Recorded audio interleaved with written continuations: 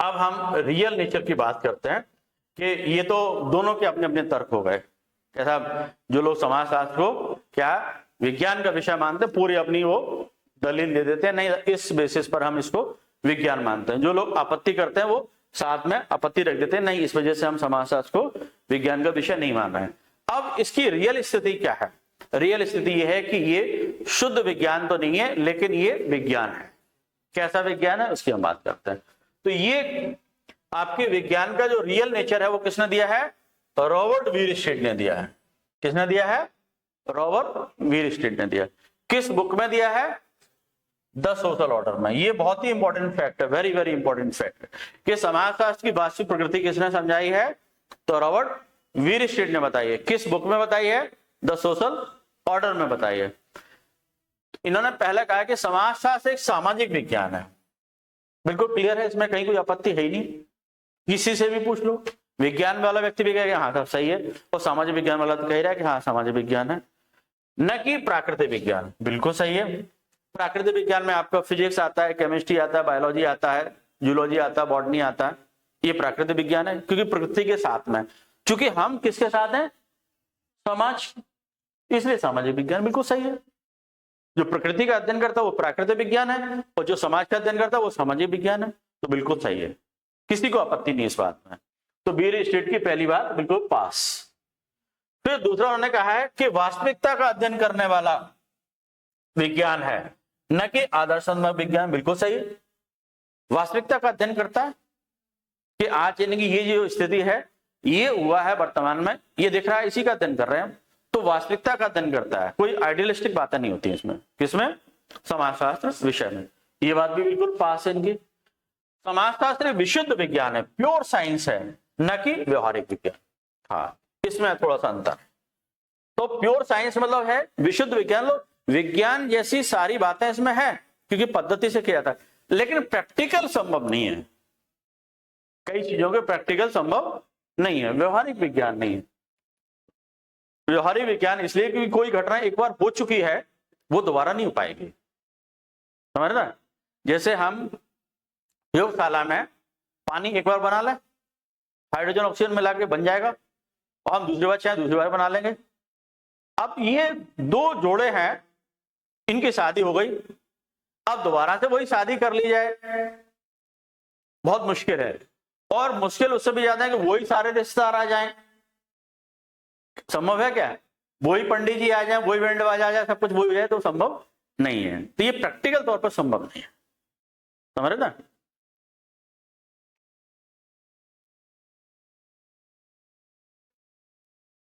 समाजशास्त्र एक अमूर्त विज्ञान है, ये भी ठीक है।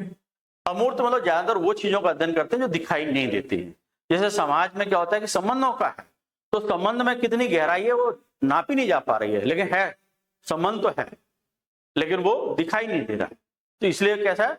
अमूर्त है ना? जैसे मान लो दो लोग बैठे हुए हैं, एक स्त्री एक पुरुष बैठा है, तो बैठे हुए में देख करके हम कोई अंदाजा नहीं लगा सकते हैं कि वही भाई बहन है, या पति पत्नी है, या और किसी रिश्ते में जीजा साली है। जब वो बिहेवियर करेंगे, क्या, जब यानी कि एक्ट होगा, तब हम समझ पाएंगे हाँ इनका रिश्ता ये है। तो ये कैसा है? अमूर्त विज्ञान है कि न कि मूर्त विज्ञान। जबकि आपके प्राकृतिक विज्ञान कैसे होते हैं? वो मूर्त विज्ञान होते हैं, सारी चीजें सामने दिखती हैं, है ना? ये भी सही है इनकी बात। सामान्यीकरण करने वाला विज्ञान है, जनरलाइजेशन, बिल्कुल सही है।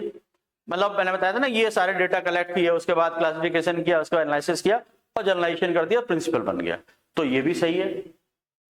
समाजशास्त्र एक तार्किक और अनुभव सिद्ध विज्ञान है, ये भी सही है, क्योंकि वहां पर भी हर चीज को तर्क कसौटी पर कहा जाता है, क्योंकि कोई एक बहुत बड़ी वजह होती है किसी घटना के पीछे, और अनुभव सिद्ध होता है, वो चीज का अनुभव कर सकते हैं। ठीक है, तो दोनों ही टाइप से ये विज्ञान। समाजशास्त्र एक सामान्य विज्ञान है कि न कि विशिष्ट। बिल्कुल सही है, मतलब जनरल साइंस है, मतलब उसमें सारी जनरल चीजें होती हैं। विशिष्ट मतलब स्पेसिफिक, मतलब किसी एक चीज का ही अध्ययन करने वाला। जैसे फिजिक्स है तो वो यानी कि ऑब्जेक्ट का अध्ययन करेगा।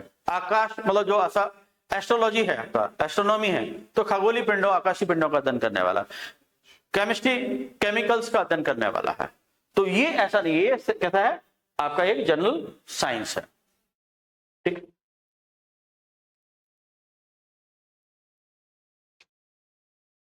क्लियर है?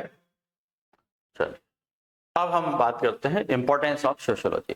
समाजशास्त्र का क्या महत्व है या कहाँ कहाँ इसकी उपयोगिता है, महत्व या उपयोगिता। भारत जैसे विकासशील देश में समाजशास्त्र के अध्ययन का विशेष महत्व है, जहां एक और अनेक सामाजिक समस्याएं पाई जाती हैं और दूसरी ओर यानी कि देश विभिन्न विकास योजनाओं के माध्यम से यानी कि प्रगति की ओर आगे बढ़ाया जाता है। हम समाजशास्त्र का महत्व निम्न बिंदुओं के माध्यम से समझ सकते हैं। क्या क्या है इसमें इंपॉर्टेंस देखते हैं। पहला, संपूर्ण मानव समाज के बारे में वैज्ञानिक ज्ञान प्रदान करने में सहायक है। बिल्कुल सही है। समाजशास्त्र पहले हमें क्या करता है, मानव समाज का अध्ययन करवाता है, वो भी कैसे, बिल्कुल साइंटिफिक तरीके से। बिल्कुल सही है। समाजशास्त्र में यानी कि मानवीय संबंधों का अध्ययन किया जाता है। बिल्कुल सही है। नवीन सामाजिक परिस्थितियों से अनुकूलन करने में भी हमें सहायता प्रदान करता है, यानी कि समाज के सामने नई नई परिस्थितियां आती हैं तो उनको यानी कि एडजस्ट करवाने में समाजशास्त्र हमारी मदद करता है। भाई क्या होता है कि जब किसी प्रकार की सामाजिक समस्या आती है तो यानी कि इस प्रकार के लोगों को इन्वॉल्व किया जाता है जिनको सामाजिक विषयों का ज्ञान होता है। ठीक है। समाज में सह अस्तित्व की भावनाओं का प्रसार करने में सहायक होता है। सह अस्तित्व मतलब साथ साथ में रहने की, यानी कि साथ साथ में जीने की, यानी कि ये समाज में सहायक होता है। परंपराओं के अध्ययन में सहायक होता है। बिल्कुल सही है। ट्रेडिशन जो भी है उनका अध्ययन समाजशास्त्र में किया जा सकता है। प्रसिद्ध भारतीय समाजशास्त्री आपका डी.पी. मुखर्जी ने कहा है कि समाजशास्त्र परंपराओं का अध्ययन है। ये बहुत इंपॉर्टेंट है, ये पूछा जाता है और खास करके भारतीय समाजशास्त्र के संदर्भ में कि ये किसने कहा है कि समाजशास्त्र परंपराओं का अध्ययन है, तो वो कौन है, भारतीय समाजशास्त्री प्रोफेसर ध्रुवजी प्रसाद मुखर्जी है, डी.पी. मुखर्जी। ये वेरी वेरी इंपॉर्टेंट कोटेशन है।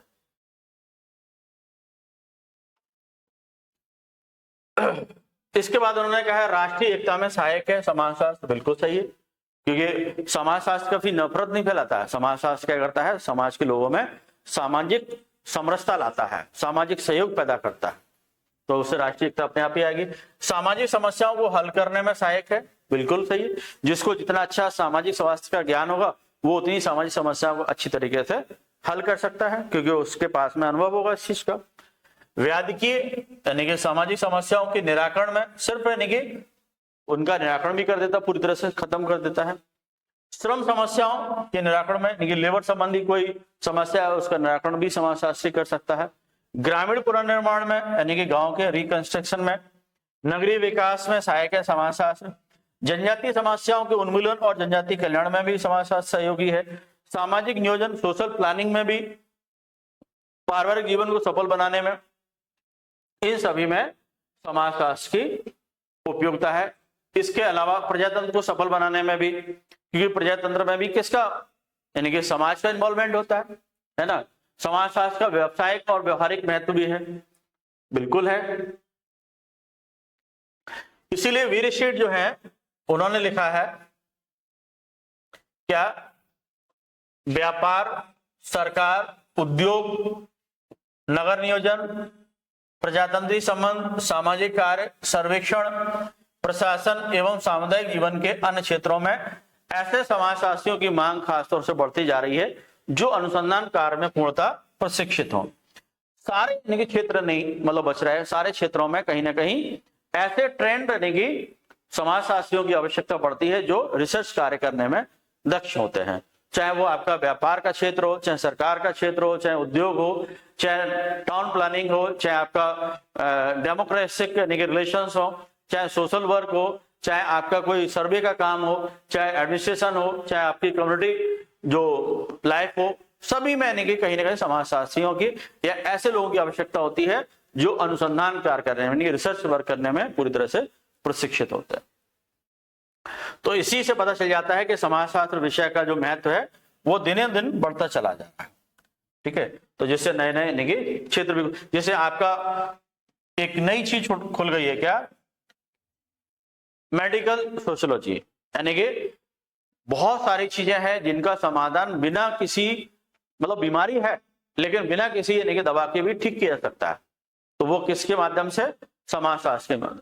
क्योंकि बहुत सारी चीजें जो है, बहुत सारी ऐसी बीमारियां हैं जिनमें दवा से ज्यादा यानी कि उनके बिहेवियर को चेंज करने की आवश्यकता होती है। बिहेवियर कौन चेंज कर सकता है? जो समाज का अच्छा ज्ञान रखता होगा। तो ऐसी नई नई ब्रांचेज भी हो गई स्टार्ट। जैसे आपका एक उसमें मेडिकल साइंस में डिपार्टमेंट होता है PSM, प्रिवेंटिव सोशल, यानी कि वो आपका मेडिसिन, मतलब कोई भी रोग फैल रहा है उससे पहले उसकी रोकथाम की जाए, लोगों को व्यवहार में ला दिया जाए, चेंज कर दिया जाए।